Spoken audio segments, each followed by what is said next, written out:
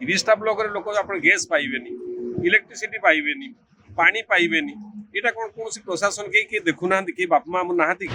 ଆମର ଦେଖନ୍ତୁ ଏଇଠି ଏମ୍ଏଲ୍ଏ ଅଛନ୍ତି, ବିଜେଡିର ଏମ୍ଏଲ୍ଏ ଅଛନ୍ତି, ଏଠି ବିଜେପିରେ ମଧ୍ୟ ଆପଣ ଏମ୍ପି ଅଛନ୍ତି, ତା ସତ୍ତ୍ୱେ ବି ଆମେ କୌଣସି ରେଜଲ୍ଟ ପାଉନା।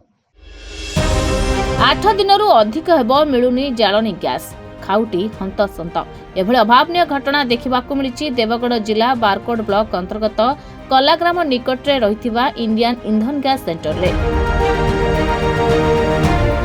ଆଜିକୁ 7 ଦିନରୁ ଅଧିକ ହେବ ମିଳିପାରୁନି ଇନ୍ଧନ ଗ୍ୟାସ୍। ଫଳରେ ଏଠାରେ ରହିଥିବା ଗ୍ରାହକମାନେ ନାହିଁ ନଥିବା ଅସୁବିଧାର ସମ୍ମୁଖୀନ ହେଉଛନ୍ତି। ମୁଁ ପଞ୍ଚାନନ ସାହୁ ସିନିୟର ସିଟିଜେନ୍।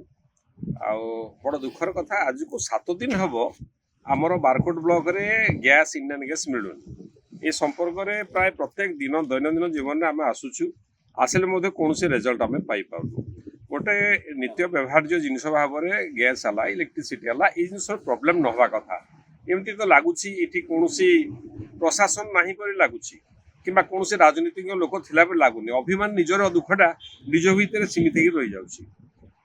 ତ ୟା ଉପରେ ଇମିଡିଏଟ୍ ପଦକ୍ଷେପ ନେବା କଥା। ଆମେ ଯେତେବେଳେ ଦୋକାନୀକୁ ପଚାରୁ, ଡିଲରକୁ ପଚାରୁ, ସେ କହୁଛନ୍ତି ଆଜ୍ଞା ମୁଁ ପଇସା ପଠେଇଛି, ସବୁ ବ୍ୟବସ୍ଥା କରିସାରିଛି, ତା ସହିତ ମିଳୁନି, ଆପଣଙ୍କର ସେ କଷ୍ଟମର କେୟାରକୁ କରନ୍ତୁ, ଫୋନ୍ କରନ୍ତୁ, ବୁଝାବୁଝି କରନ୍ତୁ, ଯାହା କରୁଛନ୍ତି କରନ୍ତୁ।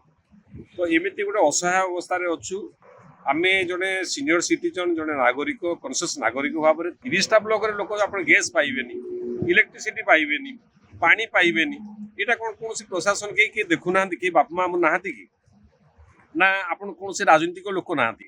ଆମର ଦେଖନ୍ତୁ ଏଇଠି ଏମ୍ଏଲ୍ଏ ଅଛନ୍ତି, ବିଜେଡିର ଏମ୍ଏଲ୍ଏ ଅଛନ୍ତି, ଏଠି ବିଜେପିରେ ମଧ୍ୟ ଆପଣ ଏମ୍ପି ଅଛନ୍ତି, ତା ସତ୍ତ୍ୱେ ବି ଆମେ କୌଣସି ରେଜଲ୍ଟ ପାଉନା।